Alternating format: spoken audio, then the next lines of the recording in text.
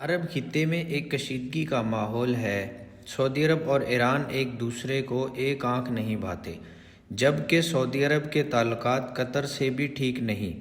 ایسے میں ہم دیکھتے ہیں کہ سعودی عرب کتنی بڑی طاقت ہے۔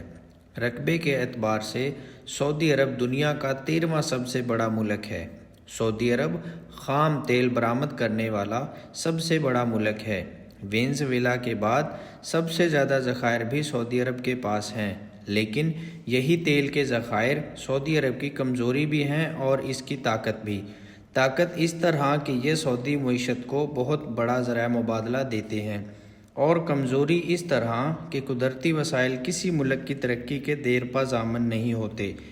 دیرپا ترقی عوام کی مثبت سوچ، محنت اور مہارت سے جنم لیتی ہیں۔ دفاعی لحاظ سے دیکھیں تو 3 لاکھ فورسز کے ساتھ سعودی عرب اسرائیل، مصر اور ایران کے بعد خطے کی چوتھی بڑی فوجی طاقت ہے۔ 2017 میں سعودی عرب نے امریکہ سے انسانی تاریخ کی سب سے بڑی دفاعی ڈیل بھی کی ہے، جس کے مطابق 350 ارب ڈالر کے جنگی جہاز اور دوسرے ساز و سامان امریکہ سے خریدا جائے گا، جبکہ جدید میزائل سسٹم کے لیے بھی سعودی عرب نے 3 ارب ڈالر کی ڈیل سعودی عرب سے کر رکھی ہے۔ اس سب کے باوجود سعودی عرب کی فوج کو ایکسپرٹ فوج نہیں مانا جاتا، جس کا ایک مظاہرہ اس وقت دیکھنے میں آیا جب سعودی عرب کو یمن میں شکست کا سامنا ہوا۔ سعودی دعوے کے مطابق یہ محاذ انہیں ہفتوں میں جیت جانا تھا، لیکن مہینوں گزر جانے کے باوجود سعودی عرب اپنے اہداف حاصل نہیں کر سکا۔ سیاسی لحاظ سے سعودی عرب کی سب سے بڑی طاقت سپر پاور امریکہ کا اتحادی ہونا ہے۔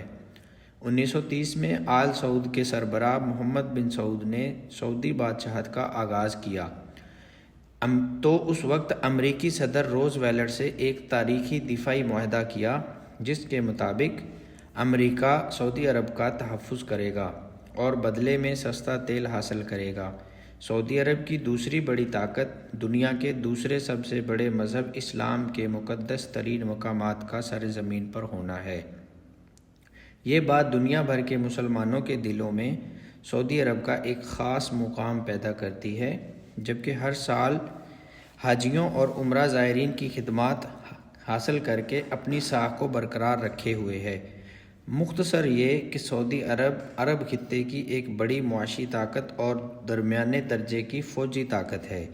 امریکی انٹیلی جنس دنیا بھر میں سعودی مفادات کا تحفظ کرتی ہے، لیکن سعودی عرب میں خود سے اتنی طاقت نہیں کہ وہ رائج ورلڈ اوور میں کوئی بنیادی تبدیلی لا سکے۔